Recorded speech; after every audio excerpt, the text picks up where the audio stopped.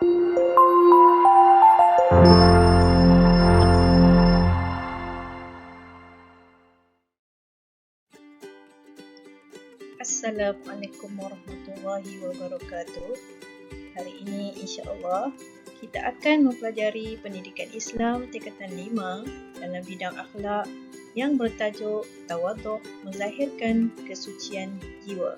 Objektif pembelajaran kita pada hari ini ialah yang pertama, menyatakan maksud tawaduk. Yang kedua, menyatakan dalil nakli tawaduk.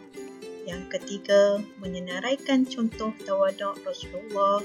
Dan yang keempat, menyatakan hikmah tawaduk. Apakah maksud tawaduk? Maksud tawaduk ialah sikap kerendahan hati kepada Allah Subhanahu Wa Taala dan sesama manusia. Dalam maksud tawaduk ini, kata kunci yang perlu kita ingat ialah sikap kerendahan diri kepada siapa? Iaitu kepada Allah dan manusia. Setelah kita mengetahui maksud tawaduk, ayuh kita lihat pula apakah dalil nakli sifat tawaduk. Dalil nakli sifat tawaduk daripada hadis Rasulullah SAW, Abu Hurairah radhiyallahu anhu meriwayatkan bahawa Rasulullah SAW bersabda, "Wa ma tawadu'a ahadun lillahi illa rafa'ahu Allahu." Riwayat Muslim. Maksud hadis, dan tidaklah seseorang merendahkan diri kepada Allah, melainkan Allah SWT akan mengangkat darjatnya. Dalam hadis ini, Rasulullah SAW telah menyebut perkataan tawadu'a. Tawadu'a di sini membawa maksud merendahkan diri.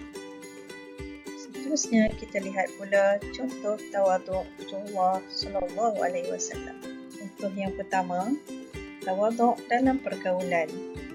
Tawaduk dalam pergaulan, Rasulullah SAW dengan kanak-kanak tidak sombong dengan kedudukannya walaupun mempunyai kedudukan yang mulia.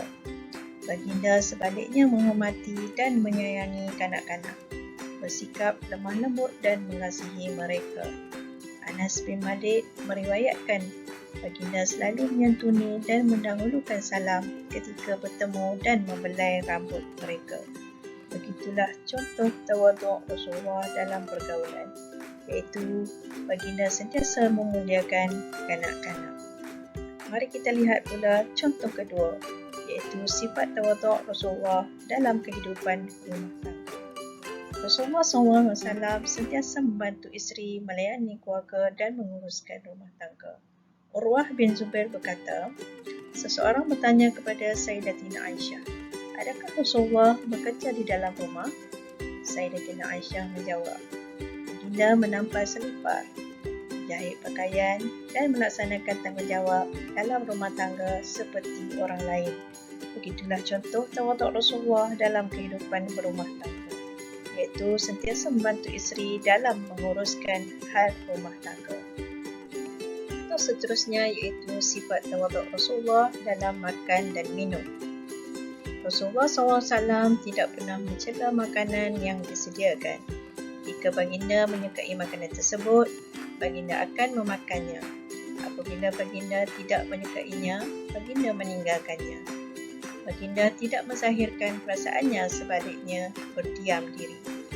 Begitulah contoh tawaduk Rasulullah dalam makan dan minum, iaitu baginda tidak menghina sekiranya makanan atau minuman yang disediakan tidak sedap atau sebaliknya. Bahkan baginda akan berdiam diri. Baiklah, sekarang kita akan lihat pula apakah hikmah jika mengamalkan sifat tawaduk dalam diri. Hikmah yang pertama, membentuk insan bertakwa kerana mengamalkan sifat mahmudah, iaitu sifat puji. Hikmah yang kedua, dikasihi masyarakat kerana tidak sombong. Hikmah yang ketiga, membentuk keluarga harmoni kerana menghormati satu sama lain. Hikmah yang keempat, mendapat kedudukan mulia di sisi Allah kerana sentiasa bersyukur. Dan hikmah yang kelima, memudayakan sikap rendah diri demi kepentingan Islam. Mari kita lihat pula latihan pengukuhan yang telah disediakan. Di sini Ustazah sediakan 3 soalan latihan untuk dijawab.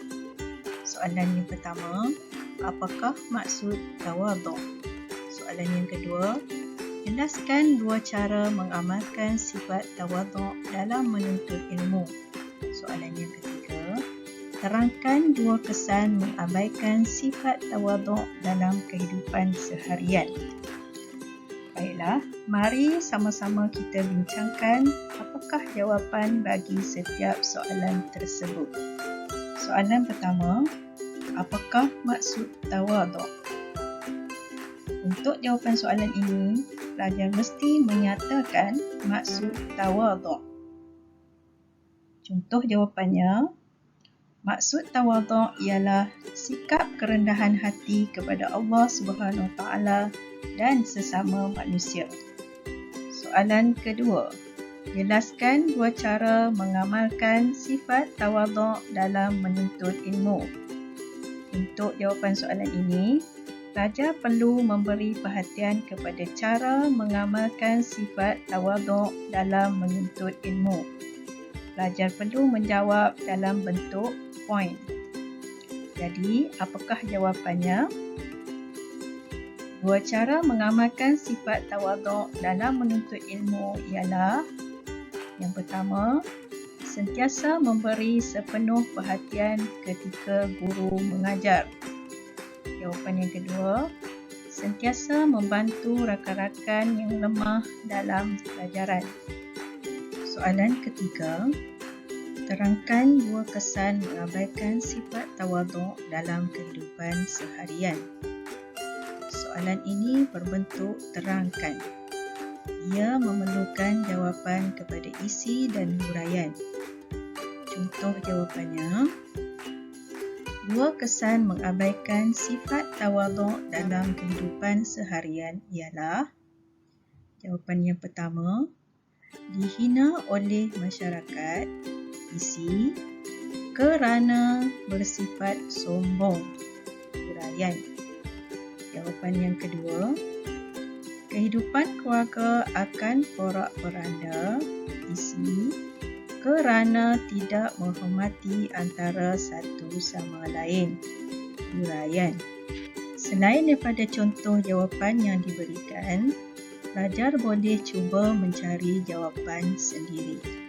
Kesimpulannya, setelah kita mempelajari tajuk ini, marilah kita bersama-sama mengamalkan sifat tawaduk ini dalam diri pelajar, terutamanya ketika menuntut ilmu. Semoga kita jadikan sifat tawaduk Rasulullah sebagai contoh teladan sepanjang masa. Sekian dahulu, semoga kita bertemu lagi dalam sesi akan datang. Wassalamualaikum warahmatullahi wabarakatuh. Sekian, terima kasih.